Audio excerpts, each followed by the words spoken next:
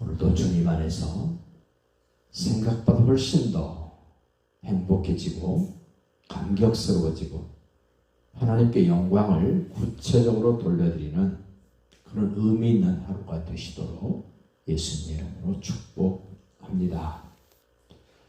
전쟁이 났을 때 그 전리품들을 어떻게 분배할 것인가? 아마 전쟁에 나갔던 사람들은 나름대로 자기 공로를 기억할 겁니다. 내가 이렇게 공로를 세웠으니 나를 좀 알아줬으면 좋겠다.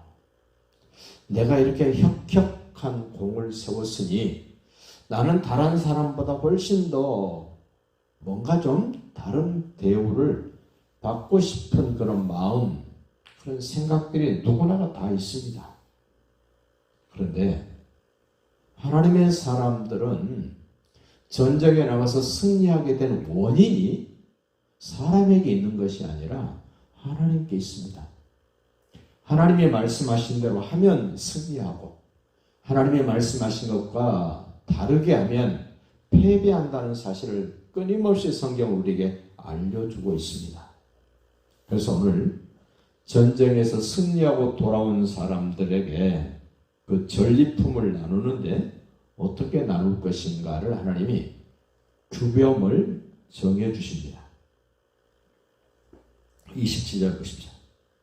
그 얻은 물건을 반분하여 2분의 1로 나눠서 그 절반은 전쟁에 나갔던 군인들에게 주고 이 군인들의 몫으로 주고 12,000명 한 지파에 1,000명씩 12,000명이 동원됐는데 그들에게 전리품의 절반을 주라는 겁니다.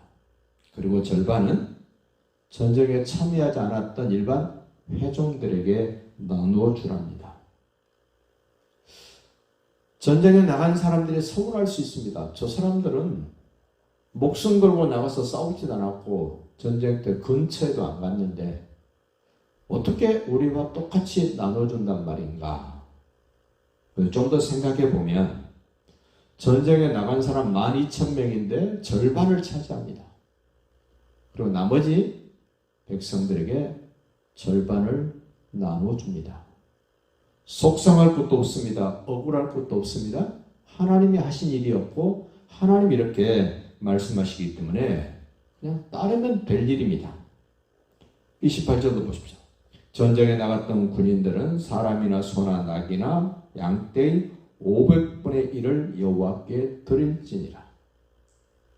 이렇게 얻어지든 저렇게 얻어지든 모든 언약 백성들의 의식 속에는 이 일을 하든 저 일을 하든 늘 하나님을 의식하라는 겁니다. 하나님은 무엇을 많이 받기 위해서 이런 제도를 만드신 것이 아니라 언약 백성이라면 범사의 하나님을 인정하라는 그런 의도로 이런 말씀을 하십니다. 우리는 하나님께 바쳐도 하나님의 것이고 바치지 않고 내가 가지고 있어도 하나님의 것입니다. 다만 하나님이 이렇게 뭘 바치라고 요구하신 것은 그 바쳐진 그 순종을 통해서 그 일을 통해서 하나님이 의도하신 무언가를 이루시기 위하여 이러한 것들을 우리에게 요구하시는 것입니다.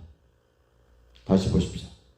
곧 이를 그들의 절반에서 가져다가 여호와의 거제물로 제사장 엘르아살에게 주고 또 이스라엘 자손이 받은 절반에서는 사람이나 소나 낙이나 양떼나 각종 짐승 50분의 1을 가져다가 여호와의 성막을 맡은 레위인에게 주라. 전쟁에 참가했던 사람, 참가하지 않았던 사람, 그리고 레위 제사장들에게까지도 몫을 나눠주라 그럽니다. 이제 세월이 많이 지난 후에 다윗 왕이 사울 왕의 그 핍박과 그 어려운 과정을 피해서 시글락에 갔을 때 엄청난 일이 벌어집니다. 갑자기 쳐들어와서 시글락을 불살라버리고 아내와 자녀들 다 잡아가 버립니다. 그때가 가장 다윗은 위급한 상황입니다. 사람들이 다윗을 쳐 죽이려고 그럽니다. 그렇게 급박한 상황임에도 불구하고 다윗은 하나님께 기도합니다. 하나님, 어떻게 된 겁니까? 제가 저들을 따라가면 잡을 수 있습니까? 하나님, 내 손에 붙여주실 수 있습니까? 그래, 가라.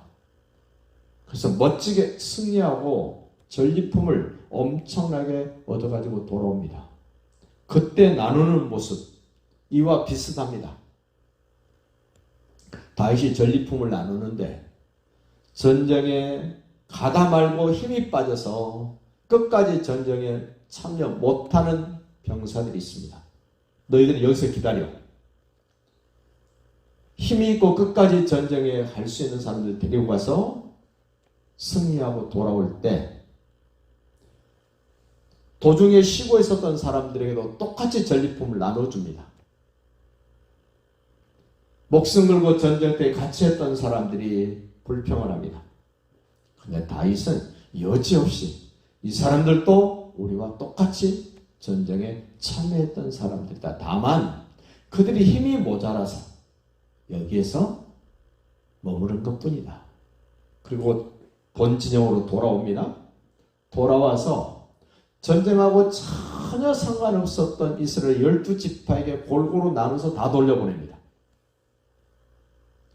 하나님의 사람들의 모습은 내가 공을 세우기 때문에 내가 많이 가져야 된다라는 논리가 아니라 언제나 공동체 의식, 나와 다른 사람과 더불어서 생활해야 된다는 그 원칙을 가장 기본으로 깔고 있는 그런 의식들이 필요하다는 겁니다.